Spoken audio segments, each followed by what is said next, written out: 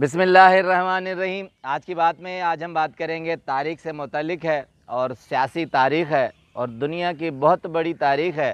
دور حاضر میں سیکنڈ ورلڈ وار کا ذکر ہے۔ سیکنڈ ورلڈ وار 1939 سے لے کر 45 تک چلی تھی، مگر یہ 6 سال کہتے ہیں دنیا میں اتنی بڑی تباہی کہیں بھی نہیں ہوئی جو اس دنیا میں اس سیکنڈ ورلڈ وار میں ہوئی۔ ہزاروں لاکھوں لوگ مارے گئے، ہزاروں خاندان بے گھر ہو گئے اور ہزاروں ایسے شہر تھے جو اجڑ گئے۔ اس کے بعد وہ پھر بس نہیں سکے۔ سیکنڈ ورلڈ وار کا بہت بڑا المیہ، مگر کہتے ہیں کہ سیکنڈ ورلڈ وار میں بہت سے ایسے ناول لکھے گئے، بہت سی ایسی کہانیاں لکھی گئی اور اس پر بہت سی ایسی موویز اور فلمز بنی تھی جو بہت یادگار ہیں۔ مگر ان سب میں سے بہت یادگار ایک کتاب ہے جو کہتے ہیں سیکنڈ ورلڈ وار کے بعد شاید ہی کسی نے لکھی ہو، دی پیانسٹ۔ دی پیانسٹ رائٹر لیو اسپیل مین ہے، اور سب سے بڑی خوبی یہ ہے کہ کہتے ہیں لیو اسپیل مین وہ وکٹم تھے، وہ وہاں کے شکار تھے جو انہوں نے ظلم اپنے اوپر سہے تھے اور جو ظلم انہوں نے اپنی آنکھوں سے دیکھے تھے۔ 1945 میں جیسے ہی جنگ ختم ہوئی تھی تو 1 سال کے بعد اس نے اپنے اندر کیا کوالٹیز لائی اور ان سارے واقعات کو بھول کر انہوں نے اپنی آٹو بائیوگرافی، اپنی یادداشت اور آپ بیتی لکھی دی پیانسٹ کے نام سے۔ A man who survival in the second world war. The pianist کہتے ہیں کہ اتنی بڑی شاہکار کتاب ہے کہ اب تک دنیا کے مختلف ممالک میں ٹرانسلیٹ ہو کر پڑھی جاتی ہے۔ پولینڈ کی شخصیت جرمن ہیں، یہودی ہیں، لکھتے ہیں اپنی کتاب میں کہ ہم اپنے گھر میں بہت خوشحال جی رہے تھے اور ہمارا چھوٹا سا گاؤں بہت خوشحال تھا۔ سیکنڈ ورلڈ وار چلی تھی، ہم سمجھ رہے تھے کہ دنیا کے مختلف ممالک میں یہ حالات ہیں۔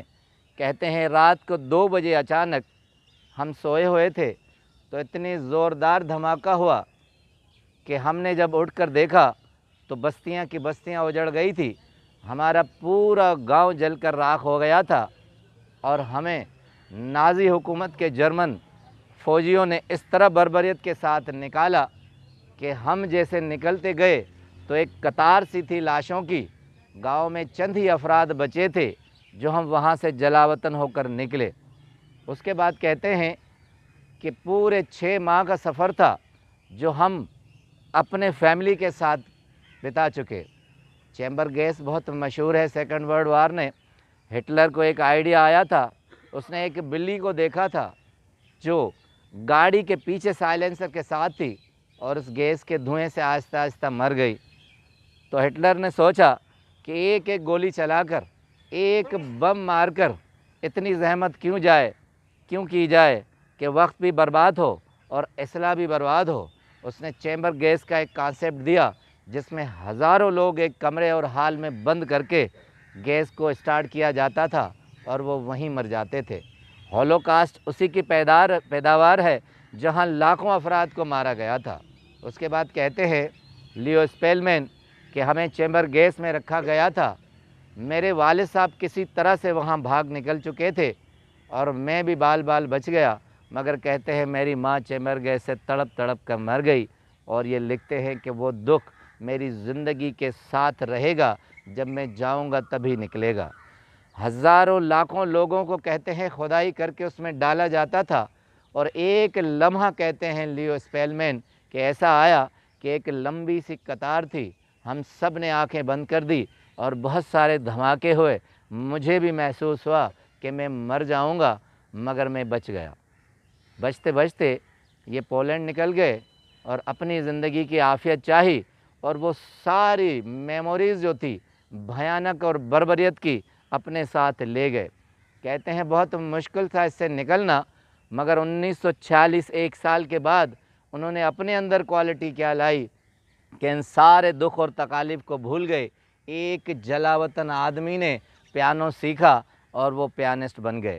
دنیا میں بہت بڑا ان کا نام ہوا، کتاب لکھی بہت سی دنیا میں ممالک میں وہ ٹرانسلیٹ ہو گئی اور 2002 میں رومن پونسکی نے، ہدایت کار نے اس پر فلم بنائی اور بہت سارے ایوارڈ کے ساتھ اسے آسکر ایوارڈ ملا۔ کہتے ہیں آج تک ایسی سیکنڈ ورلڈ وار پہ کوئی فلم نہیں بنی۔ اس کے بعد یہ پیانسٹ دنیا میں گھومتا رہا اور آخر زندگی سے چلا گیا۔ ایک جملہ بہت ہمیں موٹیویشن کے لیے بہت بڑا یادگار جملہ ہے۔ وہ اپنی میمور اس کتاب میں دی پیانسٹ میں لکھتے ہیں کہ اس سے بڑی میرے پیدا ہونے کی خوشی کیا ہوگی کہ دنیا میں میرے پیانو کی آواز گونج رہی ہے۔ یعنی وہ بربریت اپنی ماں کی لاش، ہزاروں لوگوں کی لاشیں اور دنیا کے مختلف ممالک کو اجڑتا ہوا دیکھنے کے بعد اس نے پیانو سیکھا، اور اسے خوشی صرف یہ ہوئی کہ میرے زندگی میں پیدا ہونے کا مقصد حاصل ہو گیا کہ میرے پیانو کی آواز دنیا دیکھ رہی ہے اور سن رہی ہے۔ یہی ہماری زندگی کا المیہ ہے۔ کتنے ہی جبر ہماری زندگی میں آئیں، ہم کتنی ہی بربریت دیکھیں، اپنے کاز اور مقصد کو مت بھولیں۔ دنیا میں جس مقصد کے لیے آئے ہیں کوئی نہ کوئی یادگار کام کریں، اس سے بڑی اور کوئی بات نہیں۔ آپ کا بہت بہت شکریہ۔